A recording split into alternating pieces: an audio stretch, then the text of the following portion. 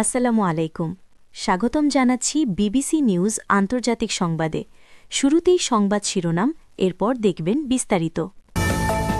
পাকিস্তানে সমঝোতা হয়নি, ইরানকে নতুন প্রস্তাব পুতিনের। আবারও লেবাননে ইসরায়েলি হামলা, ধ্বংস একাধিক গ্রাম। উপযুক্ত সময়ে ইরানকে শেষ করে দেওয়া হবে, ট্রাম্প। ইসরায়েলের তীব্র সমালোচনা করলেন দক্ষিণ কোরিয়ার প্রেসিডেন্ট। দর্শক, এতক্ষণ শুনছিলেন সংবাদ শিরোনাম। এখন বিস্তারিত। আপনি যদি ইসরায়েলের ধ্বংস চান, মুসলিমদের পাশে থাকেন, তাহলে চ্যানেলটি লাইক দিয়ে সাবস্ক্রাইব করে পাশে থাকুন। পাকিস্তানের সমঝোতা হয়নি, ইরানকে নতুন প্রস্তাব পুতিনের। মধ্যপ্রাচ্যের সংঘাত শেষ করতে মধ্যস্থতা করার ক্ষেত্রে সহায়তা করতে রাশিয়া প্রস্তুত বলে ইরানের প্রেসিডেন্ট মাসুদ পেজেশকিয়ানকে জানিয়েছেন রুশ প্রেসিডেন্ট ভ্লাদিমির পুতিন। ক্রেমলিনের বরাতে রোববার 12 এপ্রিল এক প্রতিবেদনে এ তথ্য জানিয়েছে রয়া নিউজ। এক বিবৃতিতে ক্রেমলিন জানিয়েছে, পুতিন এ অঞ্চলে চলমান সংঘাতের রাজনৈতিক ও কূটনৈতিক সমাধানে সহায়তা করতে রাশিয়ার প্রস্তুতির ওপর জোর দিয়েছেন। উত্তেজনা হ্রাস এবং সংশ্লিষ্ট পক্ষগুলোর মধ্যে আলোচনা এগিয়ে নেওয়ার প্রচেষ্টায় মস্কোর ভূমিকাকে একটি সম্ভাব্য মধ্যস্থতাকারী হিসেবে তুলে ধরা হয়েছে। ক্রেমলিন আরও জানায়, মধ্যপ্রাচ্যের ন্যায্য ও স্থায়ী শান্তি অর্জনের লক্ষ্যে বৃহত্তর উদ্যোগের প্রতি সমর্থন ব্যক্ত করেছেন পুতিন। এই উদ্যোগ এমন এক সময় নেওয়া হয়েছে যখন একাধিক কূটনৈতিক পথ সক্রিয় রয়েছে এবং আন্তর্জাতিক পক্ষগুলো চলমান আঞ্চলিক সংঘাত থেকে সৃষ্ট প্রভাব নিয়ন্ত্রণে আনার চেষ্টা করছে।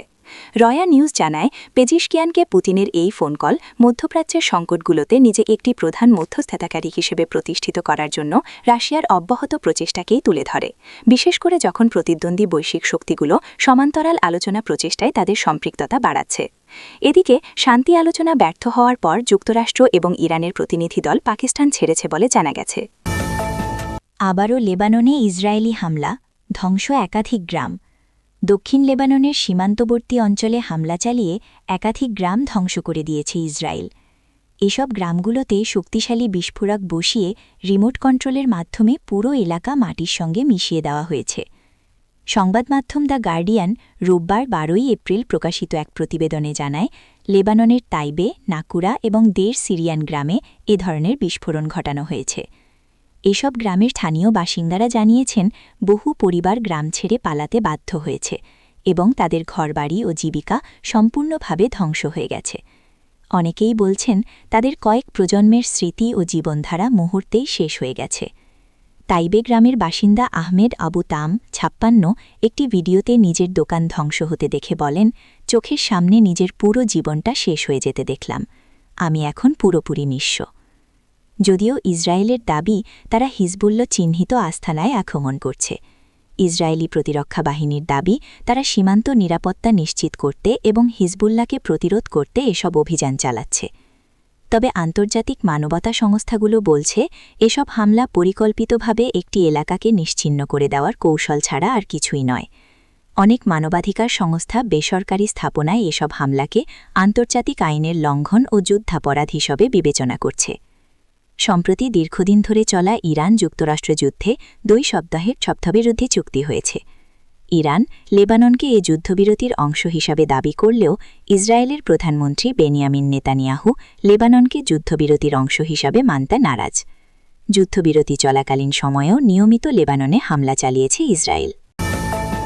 উপযুক্ত সময়ে ইরানকে শেষ করে দেওয়া হবে, ট্রাম্প। ইরানকে শেষ করে দেওয়ার হুমকি দিয়েছেন মার্কিন প্রেসিডেন্ট ডোনাল্ড ট্রাম্প। নিজের মালিকানাধীন সামাজিক যোগাযোগ মাধ্যম ট্রুথ সোশ্যালে দেওয়া এক পোস্টে তিনি বলেছেন, ওয়াশিংটন যুদ্ধের জন্য পুরোপুরি প্রস্তুত। উপযুক্ত সময়ে ইরানকে শেষ করে দেবে মার্কিন বাহিনী। পাকিস্তানের ইসলামাবাদে যুক্তরাষ্ট্র ও ইরানের মধ্যকার প্রায় 21 ঘণ্টার আলোচনা কোনো চুক্তি ছাড়াই শেষ হওয়ার পর ট্রাম্প এই হুমকি দিলেন। ফক্স নিউজকে দেওয়া পৃথক এক সাক্ষাৎকারে তিনি বলেন, আমি একদিনেই ইরানকে শেষ করে দিতে পারি।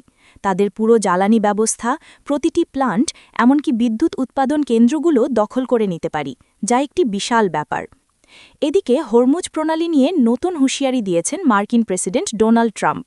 তিনি বলেছেন, আলোচনায় অনেক বিষয়ে সমঝোতা হয়েছে, কিন্তু সবচেয়ে গুরুত্বপূর্ণ বিষয় পারমাণবিক ইস্যুতে কোনো সমঝোতা হয়নি।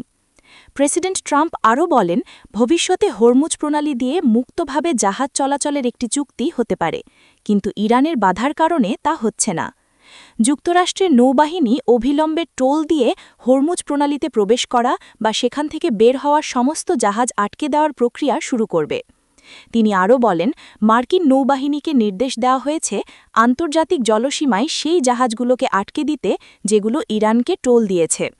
পাশাপাশি হরমুজ প্রণালীতে ইরান যে মাইন বসিয়েছে সেগুলো ধ্বংস করার কথাও জানান তিনি।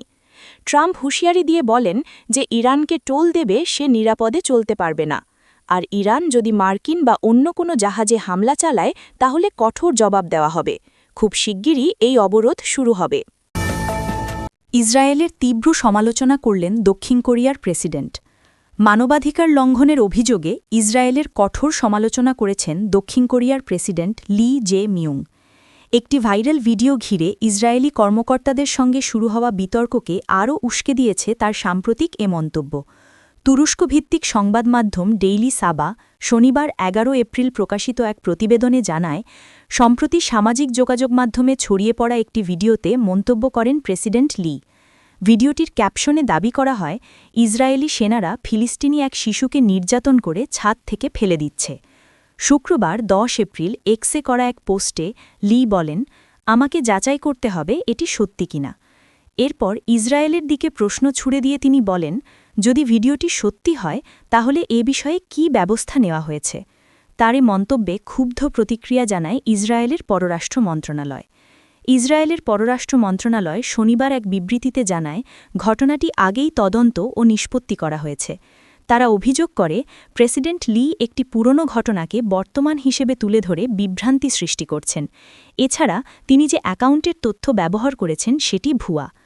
ধারণা করা হচ্ছে ভিডিওটি ২ বছর আগে পশ্চিম তীরে এএফপি টিভি এর ক্যামেরায় ধরা পড়া একটি ঘটনার। সে সময় সাংবাদিকেরা দেখেছিলেন একজন ইসরায়েলি সেনা পা দিয়ে এক মৃতপ্রায় প্রাপ্তবয়স্ক ব্যক্তিকে ছাদ থেকে নিচে ফেলে দিচ্ছেন। এর জবাবে দক্ষিণ কোরিয়ার পররাষ্ট্র মন্ত্রণালয় জানায়, প্রেসিডেন্ট লিয়ের মন্তব্য কোনো নির্দিষ্ট ঘটনা নয়, বরং মানবাধিকারের পক্ষে একটি সাধারণ অবস্থান। তবে সমালোচনার জবাবে লি আবারও বলেন, এটি হতাশাজনক যে মানবাধিকার লঙ্ঘনের অভিযোগ নিয়ে বিশ্বজুড়ে যে উদ্বেগ রয়েছে সেই বিষয়ে আপনারা অর্থাৎ ইসরায়েল আত্মসমালোচনা করছেন না। তিনি আরও যোগ করেন, আমি যখন কষ্ট অনুভব করি অন্যরাও সেই কষ্ট একইভাবে অনুভব করেন। উল্লেখ্য, যুক্তরাষ্ট্রের ঘনিষ্ঠ মিত্র হিসেবে পরিচিত দক্ষিণ কোরিয়া, তবে মধ্যপ্রাচ্যের সংঘাতে তাদের নিরপেক্ষ অবস্থান বজায় রাখতে দেখা গেছে। এমনকি কোনো পক্ষকে সরাসরি সমর্থনও দেয়নি তারা।